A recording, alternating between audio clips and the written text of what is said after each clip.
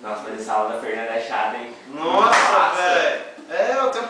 Para, cara. Cara, ainda são 11 horas, velho. Nossa, Senhora. Bom dia. Mas que coisa é essa? Tinha que ser essa turma do fundão. Só podia ser essa turma do fundão. Tá de recuperação e ainda fica fazendo bagunça. Achei que eu mandei alguém. Oi. Ah. Desculpa, Fernanda. Vamos todo mundo abrir essas apostilas aí que a gente vai fazer um trabalho de recuperação sobre o aquecimento global. Eu quero um trabalho... Fernanda, tá bonita hoje, hein? Sobre o aquecimento global.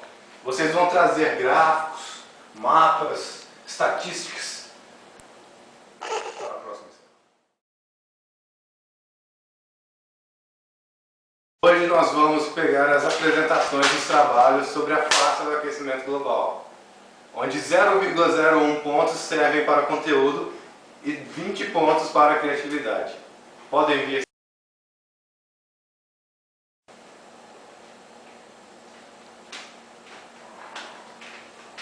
Olá, Fernanda. Olá, como vai você? Esse vestido fica muito bem na senhora. Bom, Principalmente com a Fernanda. ah não.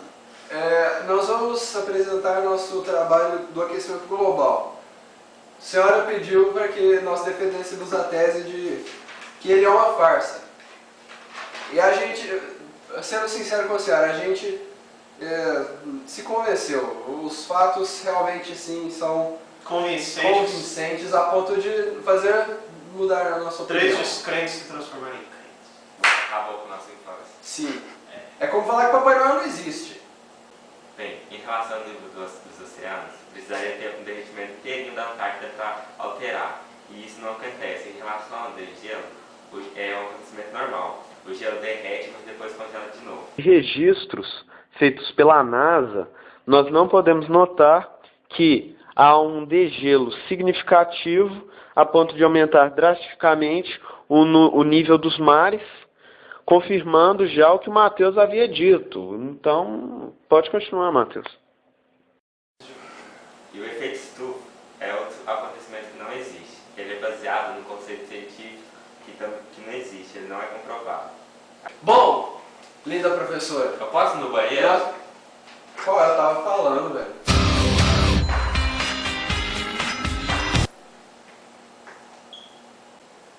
Bom, querida professora, como eu estava dizendo, o aquecimento global será uma farsa. Eu pesquisei um pouco mais sobre o IPCC, o órgão que estuda e faz toda essa porcaria aí.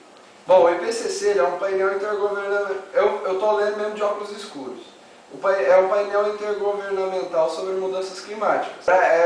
Ele é braço das Nações Unidas que cuida do assunto sobre o clima e as mudanças climáticas. O modo de ação do IPCC é interessante e é o que parece muito democrático.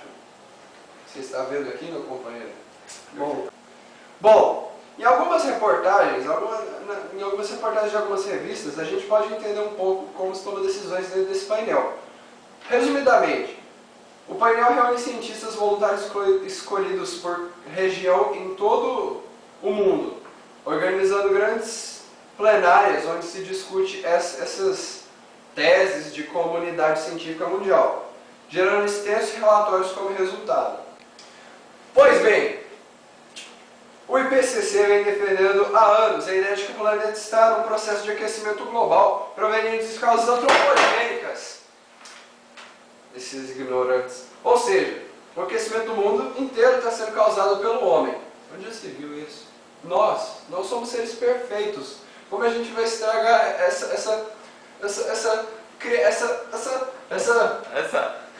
casa que Deus nos deu? Deus é Pai, e nada me faltará, e nada estragarei. Bom, algumas consequências desse aquecimento preconizado pelo IPCC seriam o aumento do nível do mar. A seca em regiões úmidas como a Amazônia. Bom, e o aumento da intensidade dos processos naturais, como tempestades e furacões, gerando as tais catástrofes que vemos em diversos filmes. Aqui é 2012. tá brincando. 2012, que nada, né? Bom, vários filmes, documentários e matérias jornalísticas que tem lançado por aí. 2012. Bom, agora o João Marcos aqui vai falar um pouco mais desse IPCC e tudo mais para a senhora, que a senhora merece. Ocorre que hackearam, ou seja, roubo virtual, e-mails dos cientistas do IPCC, vindo à tona mensagens comprometedoras que evidenciam a manipulação de dados que constavam nos relatórios do organismo.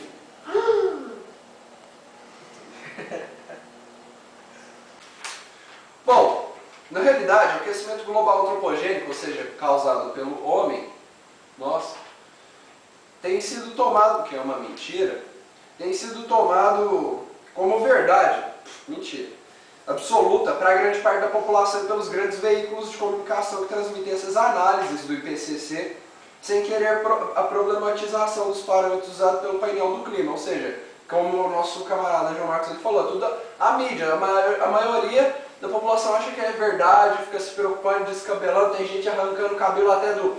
Bom, mas isso não é o caso. Isso é ensinado nas escolas desde da década de 80, que esse assunto começou, ultimamente vem sendo bastante discutido e etc. Uma matéria citada na FAPESP é um exemplo dessa posição sobre esse assunto do aquecimento global ser mesmo verdade, sendo discutido tanto nas escolas ultimamente. Bom, a edição ela entrevista diversos expoentes do painel, sendo reativa aos que questionam o aquecimento, colocando-os ao lado de grupos de interesses ligados à energia fóssil e emissora de CO2. Companheiro João Marcos, você concorda? Absolutamente. Não, então, ao tempo que não abre espaço nenhum ao cientista contrário a essas hipóteses, certo? Companheiro João Marcos, ele. Agora eu vou falar de uma carta da NASA, onde 50 especialistas com mais de 1000 anos de experiência, juntando tempo de trabalho de cada um. 1000 anos, você sabe o que é isso? É 1000 anos, 1000 coxinhas. Então, eu vou ler. Caro Charlie, nós respeitosamente pedimos que a NASA e o Instituto Goddard para Estudos Especiais, ou GIS, se abstenham da inclusão de observações não comprovadas em publicações e sites. Acreditamos que as reivindicações da NASA e do GIS de que o dióxido de carbono produzido pela atividade humana tem causado um impacto catastrófico nas mudanças climáticas globais não são fundamentadas, especialmente quando se considera milhares de anos empíricos. Quando centenas de cientistas do clima bem conhecidos e dezenas de milhares de outros cientistas que declaram publicamente suas descrenças nas previsões catastróficas, vindo especialmente da liderança do GIS, é claro que a ciência não está resolvida. A defesa desenfreada de que o CO2 tem sido a principal causa das mudanças climáticas não é própria da história da NASA de fazer uma avaliação objetiva de todos os dados científicos disponíveis antes de tomar decisões ou fazer declarações públicas. Como ex-funcionários da NASA, sentimos que a defesa da NASA de uma posição extrema antes de um estudo aprofundado dos enormes impactos possíveis das variações naturais do clima não é apropriada. Pedimos para que a NASA se abstenha de incluir observações não comprovadas e sem suporte em futuras publicações em nosso site sobre o assunto. E essa história de aquecimento global serve especialmente para fazer uma renovação de produtos industriais ou domésticos, que, por exemplo, nas indústrias antigamente, antes dessa blá blá blá de aquecimento global, usava-se muitas máquinas